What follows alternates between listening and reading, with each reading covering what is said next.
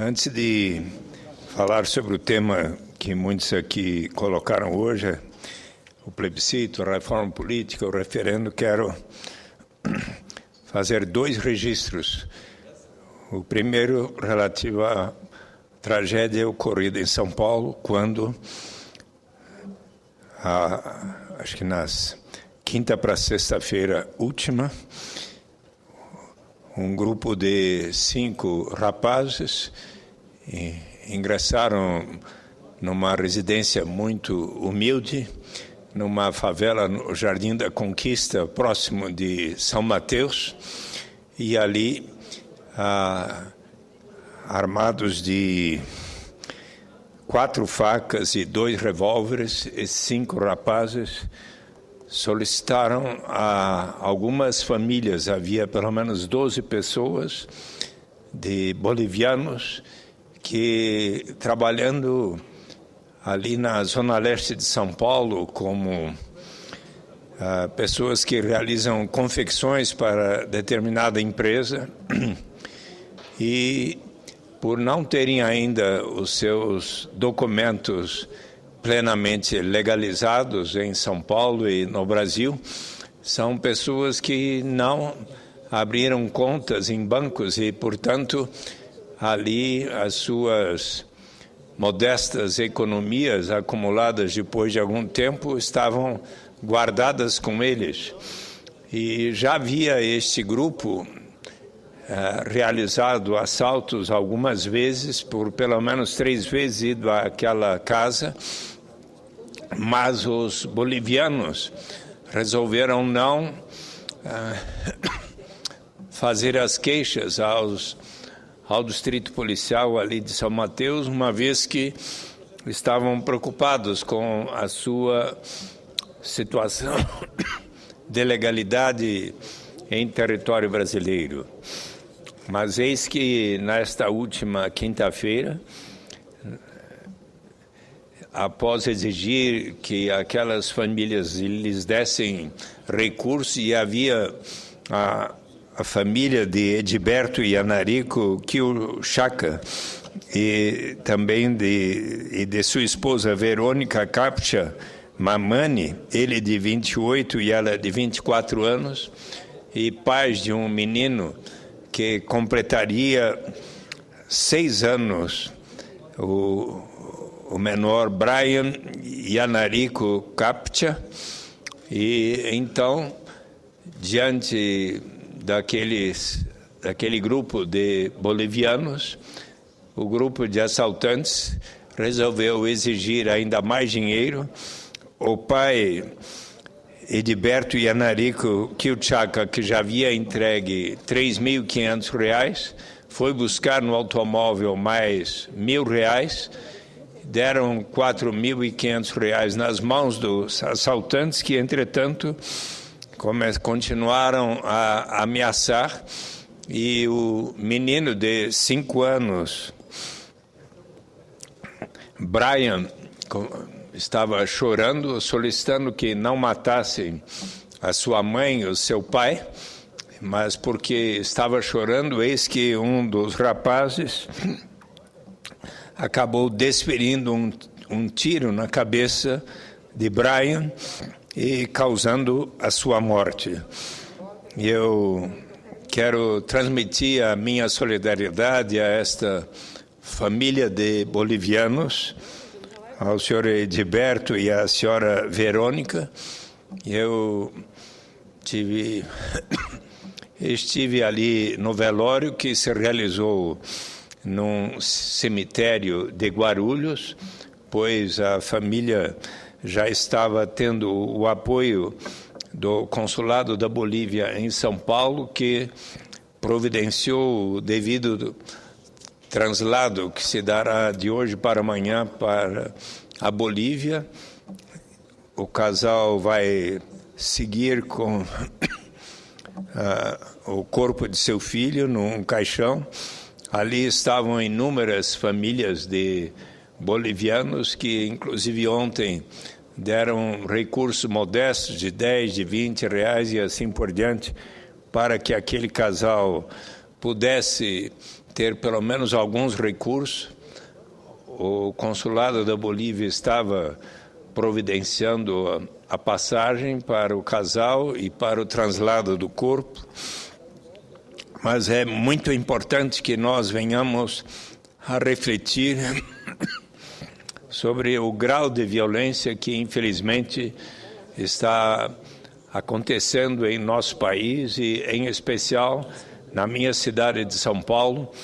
Quero aqui transmitir a minha solidariedade ao casal boliviano pela morte de Brian, Edilberto Yanarico Quiuchaca e Verônica Capcha Mamani, e dizer do meu compromisso de estar lutando primeiro para que possam os direitos de bolivianos que, por vezes, por falta de alternativas de trabalho com sobrevivência adequada em seu próprio país, muitas vezes vêm buscar a sua sorte e possibilidade de trabalho em São Paulo. São milhares de bolivianos, a colônia de bolivianos em São Paulo é bastante grande. Estava ali o padre Melo, que é responsável pela pastoral de solidariedade aos migrantes estrangeiros em São Paulo, assim como quero cumprimentar a advogada a doutora Patrícia Veiga, que tem procurado ajudar aos bolivianos. Quero transmitir que na noite de sábado eu fui até o distrito policial ali de São Mateus, conversei com o doutor Fernando e os delegados responsáveis pela apuração dos fatos, e informa hoje a imprensa que, segundo estes delegados, os que foram presos, já 3 foram presos, afirmaram a polícia que o autor do disparo realizou aquele ato trágico de matar o menino de uma forma tal que os seus próprios comparsas não compreenderam e até pensaram em matar aquele rapaz, que ainda se encontra foragido, assim como um outro que fez parte do grupo. Acho que é importante que nós venhamos a refletir por que razão alguns assaltantes resolvem realizar uma ação que significa uma tragédia imensa, e quero ressaltar a ministra Maria do Rosário, dos Direitos Humanos, encaminhou uma mensagem ali durante o ato religioso de solidariedade e pedindo desculpas da parte do governo brasileiro e do povo brasileiro pela tragédia causada àquela família boliviana. E nós precisamos pensar nos meios de ampliar os direitos sociais por todos os países das Américas, em especial no Mercosul, para que possam as pessoas ter maior liberdade de circulação, que a liberdade de circulação seja não apenas para o capital, para os bens e serviços, mas, sobretudo, para os seres humanos, que são os mais importantes, e que a integração do Mercosul, de todas as 3 Américas, possa se dar o quanto antes, com condições sociais adequadas para todos que vivem nas Américas. Eu tenho tanto expresso que um dia, do Alasca à Patagônia, nós precisaremos ter uma renda básica de cidadania como um direito universal de todas as pessoas, não importa a sua origem, raça, sexo, idade, condição civil ou socioeconômica, como um direito universal de todos participarem da riqueza comum de nossas nações e dos continentes nas Américas. Então, possamos todos estar refletindo. Quero também informar que a responsável pelos direitos da criança e da adolescência do próprio Ministério de Direitos Humanos, da ministra Maria do Rosário, também expressou que todas as crianças, mesmo que filhos de imigrantes, precisam ter direitos iguais assegurados a todos os meninos e meninas brasileiros. Mas, depois de aqui registrar esta tragédia tão triste, gostaria de falar, tal como os senadores Jorge Viana, Paulo Paim, Ivo Cassal e outros aqui registraram. Também quero, senhor presidente, requerer, nos termos do artigo 222 do nosso regimento, a inserção em ata de voto de aplauso e congratulações à seleção brasileira, jogadores e comissão técnica que, no domingo, ontem, 30 de junho, conquistou o tetracampeonato da Copa das Confederações da FIFA. Na noite de domingo, o Brasil venceu a Espanha por 3-0 no estádio Mário Filho, Maracanã. Levou o título da Copa das Confederações de 2013. Com a vitória, nos tornamos tetracampeões desse torneio, que reúne o atual campeão do mundo e os campeões de cada confederação continental. A atuação individual e coletiva do time brasileiro foi excepcional. Fred fez 2 gols e Neymar fez um outro fantástico. A Espanha, apesar de ter um time excelente, não conseguiu segurar o Brasil, que formou um time com uma maneira definida de jogar e soube usar muito bem a vantagem de atuar em casa. No primeiro tempo, o Brasil entrou num ritmo frenético e não deu espaço aos espanhóis. Hulk cruzou na área, Fred e Neymar brigaram pela bola com Piquet e Arbeloa. Mesmo caído, Fred conseguiu finalizar para fazer 1-0 para o Brasil. Isso aconteceu com menos de 2 minutos de jogo.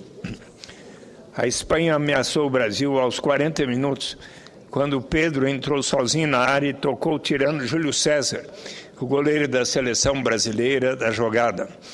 Mas aí, a estrela do zagueiro Davi Luiz brilhou e conseguiu impedir o gol em cima da linha. Uma jogada extraordinária de Davi Luiz. Aos 44 minutos do primeiro tempo, Neymar partiu para o ataque, tabelou com Oscar, dominou dentro da área e com uma bomba de perna esquerda, fez 2-0 para o Brasil. Logo no começo do segundo tempo, como no replay do primeiro, Fred marcou aos 2 minutos, fazendo 3-0. A torcida foi ao delírio e todos passaram a gritar: o campeão voltou, referindo-se, portanto, à nossa condição de pentacampeão mundiais de futebol. E, enquanto isso, a seleção tocava a bola com um jogo alegre, sem perder a objetividade. Parabéns aos jogadores e à comissão técnica. Todos os brasileiros estão muito felizes com a belíssima atuação de nossos craques.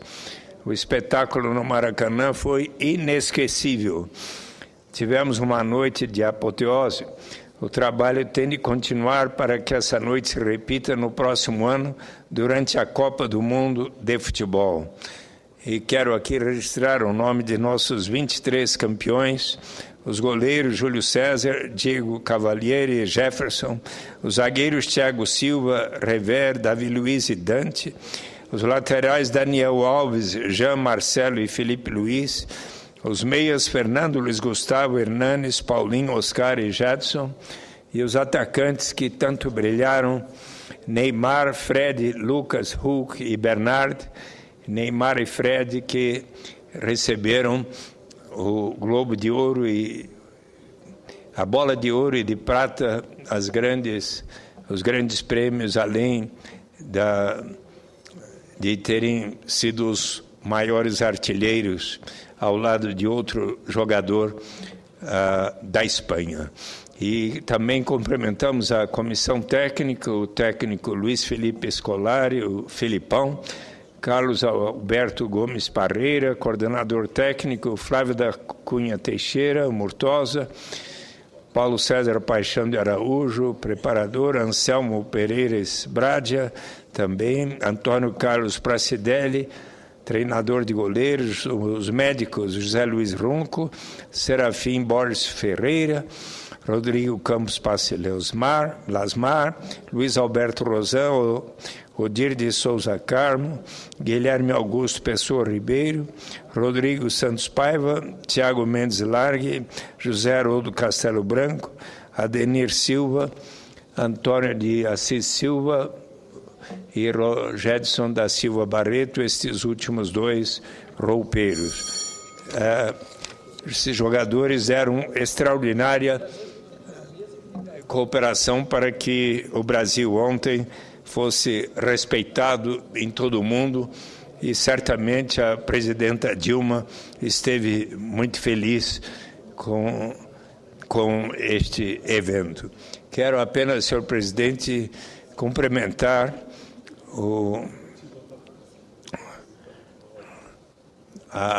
aqueles que estão, nesse instante, considerando o melhor para o Brasil e dispostos a dialogarem com a presidenta Dilma Rousseff sobre como avançar para termos a melhor decisão para o nosso projeto de reforma política e eleitoral. E aqui reitero a minha confiança, inclusive, para que o